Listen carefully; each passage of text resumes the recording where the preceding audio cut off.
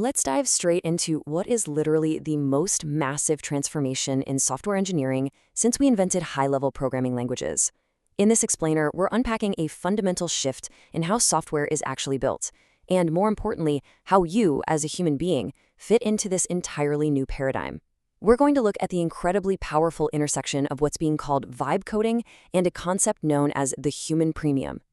To really grasp the scale of this shift, you have to look at the numbers. As of early 2026, a staggering 85% of professional developers are regularly using AI coding agents, and over half are using them every single day. So we're way past the experimental phase here. These tools are deeply, permanently integrated into the professional workflow. And if that doesn't blow your mind, try this one. An estimated 41% of all new code being written right now is entirely AI-generated. The machine isn't just a helpful assistant anymore. It's doing the heavy lifting. And this is happening right now, today, not in some distant sci-fi future. This puts us at an absolutely critical crossroads in the history of computing. Section 1. The end of syntax.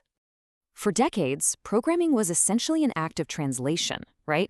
You designed a brilliant solution in your head, and then you had to painstakingly translate it into curly braces, semicolons, and highly specific grammar. The old software development lifecycle, or SDLC, was just full of this friction. But today, that friction is completely collapsing.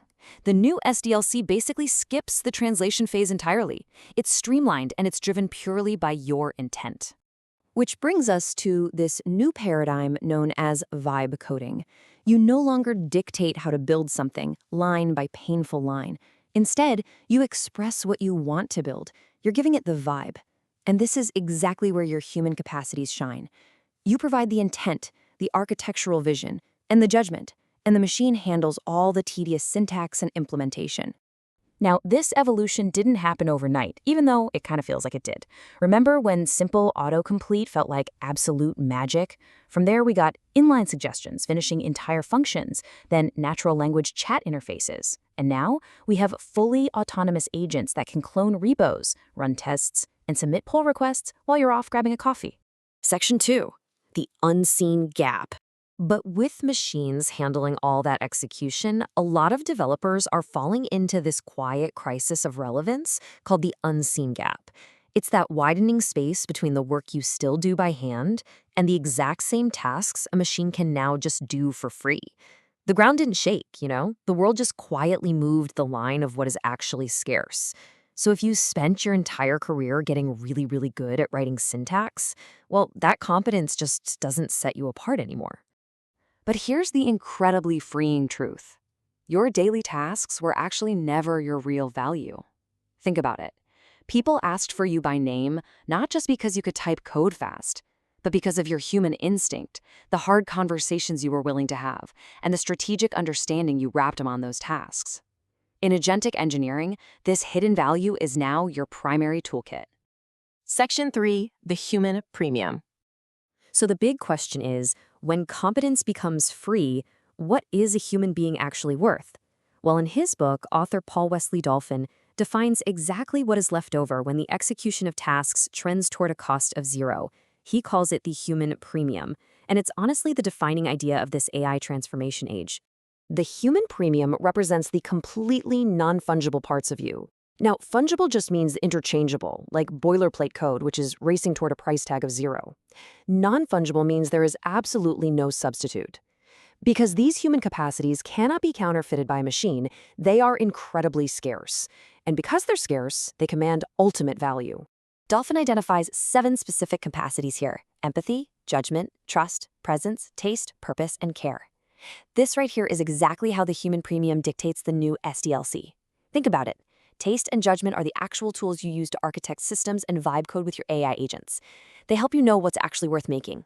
And presence and empathy, that's how you define the real problem and understand your user before you ever spin up an agent to build the solution. So how do you find your specific premium? Try running a 2-column audit on your workflow. List everything you do in a given week on the left.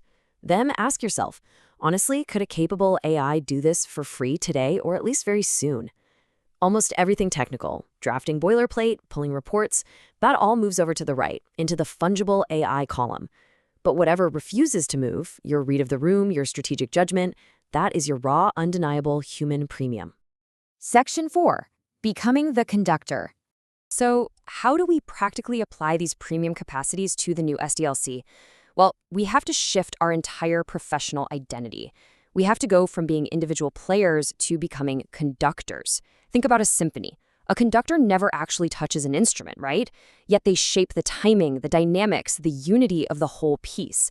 In the era of vibe coding, you are no longer writing the syntax. You are using your taste and your judgment to draw out the music from both your AI agents and your human team.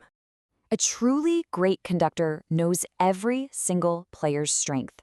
Your job in this new SDLC is to see, name, and develop the unique premium in each person on your team.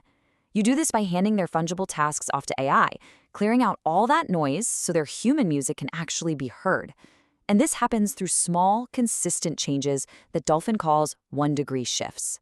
Getting there is basically a 3-step process of these 1-degree shifts. Since your premium runs on a clear mind, step 1 is ruthlessly removing trivial decisions to prevent decision fatigue. Step 2 is practicing full presence, literally just giving your complete, unhurried focus to your team, which, let's be honest, is the rarest gift in our distracted economy. And step 3 is guiding your AI tools purely with intent. By doing this, you are actively practicing the new SDLC, saving your real premium judgment for the moments only a human can navigate.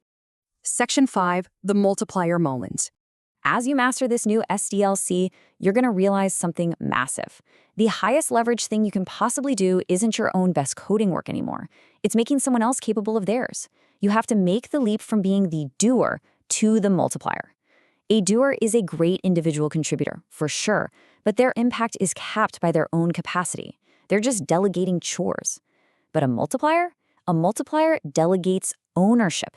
You hand over the whole problem to your team, along with the authority to solve it, and that allows their impact to truly compound. By multiplying your team's capacities like this, you start building a shared human premium culture. Competitors can copy your product, they can copy your processes, heck, they can even copy your exact AI prompts. But there is no way they can copy a group of people who deeply trust each other and share a purpose. You build this through a shared why and an ethical compass charter. It creates this living force of trust that acts as a defensive moat, keeping your team steady when everything around them is shifting. Let me leave you with this final thought, drawn from what Dolphin calls the legacy equation. Ultimately, your legacy is not going to be the lines of syntax you wrote. It's going to be the self-sustaining culture you empowered. So as we step into this new age of vibe coding, you have to ask yourself, are you going to fiercely guard the mundane tasks a machine can do for free? Or are you ready to step up onto the podium, leverage your human premium, and start conducting the music?